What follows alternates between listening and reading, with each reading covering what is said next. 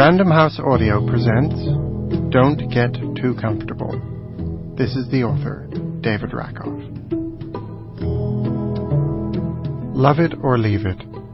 Okay by me in America. George W. Bush made me want to be an American.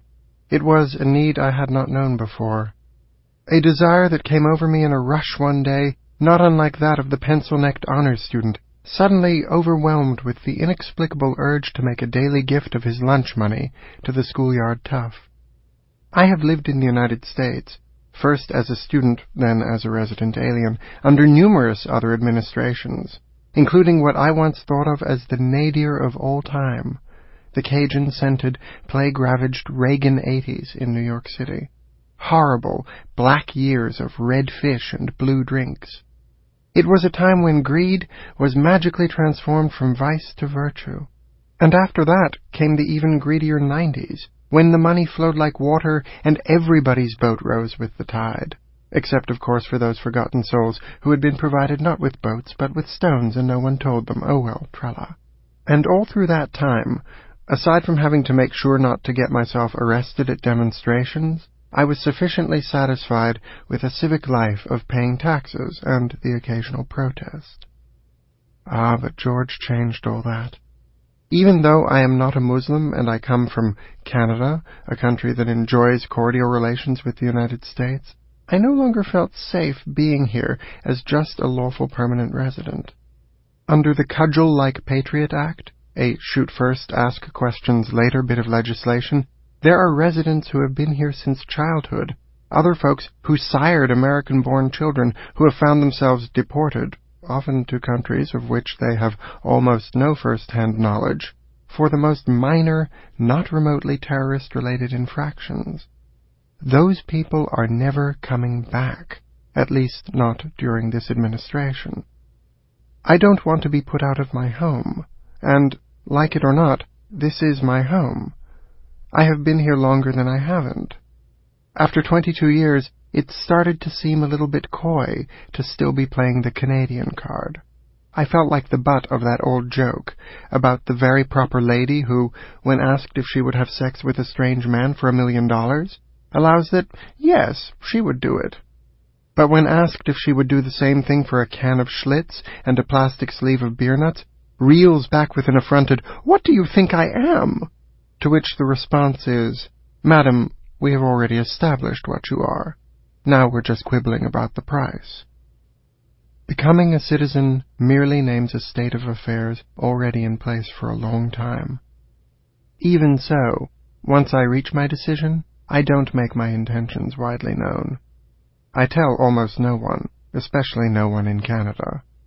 You can only know this if you grew up in a country directly adjacent to a globally dominating, culturally obliterating economic behemoth, but becoming an American feels like some kind of a defeat.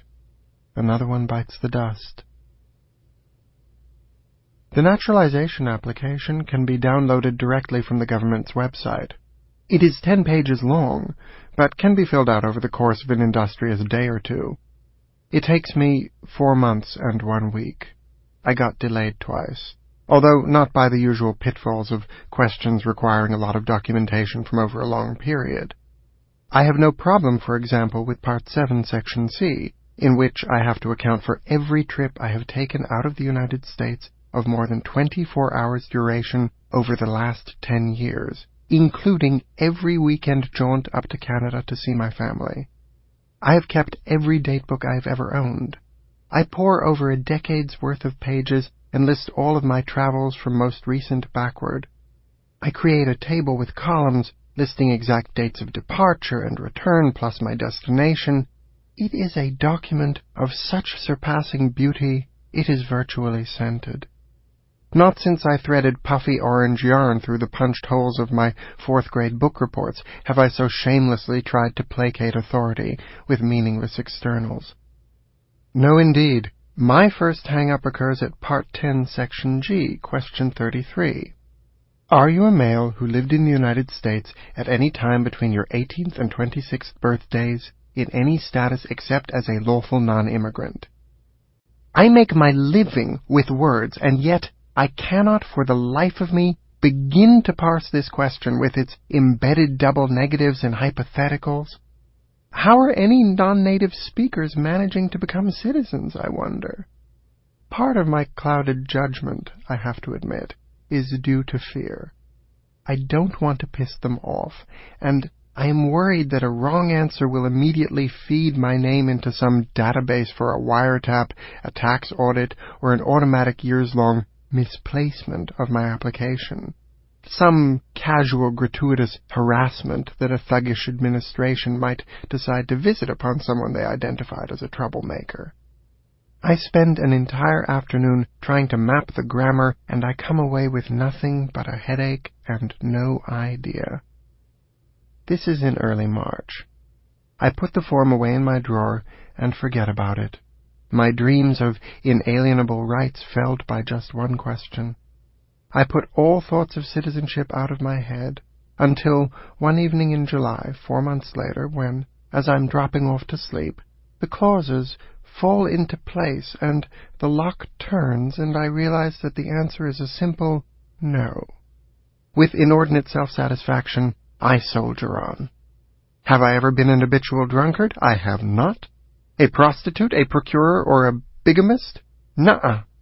Did I in any way aid, abet, support, work for, or claim membership in the Nazi government of Germany between March 23, 1933 and May 8, 1945? 9. Do I understand and support the Constitution? You betcha. If the law required it, would I be willing to bear arms on behalf of the United States? Again I stop. The same headache as before marches its little foot soldiers across my cranium. I put the application back into the drawer and I return to bed, not picking it up again until 7 days later, when I surprise myself by checking yes. I figure it's grass soup. Grass soup is exactly what it sounds like. It's a recipe for food of last resort that my father apparently has squirreled away somewhere. I've never actually seen this recipe, but it was referred to fairly often when I was a child. Should everything else turn to shit, we could always derive sustenance from nutritious grass soup. At heart, it's an anxious romantic fantasy that disaster and total financial ruin lurk just around the corner, but when they do come, they will have all the stark beauty and domestic fine feeling of a Dickens novel. Young Tiny Tim's palsied hand lifting a spoon to his rosebud mouth. "Oh, what delicious grass soup! I must be getting better after all," he will say, putting on a good show of it just as he expires, the tin utensil clattering to the rough wood table. A grass soup situation, then, is a self-dramatizing one based on such a poorly imagined and improbable premise as to render it beneath consideration.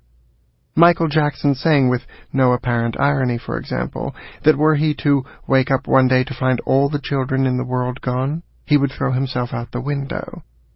Mr. Jackson's statement doesn't really take into consideration that a planet devoid of tots would likely be just one link in a chain of geopolitical events so cataclysmic that to assume the presence of an intact building with an intact window out of which to throw himself is just plain idiotic.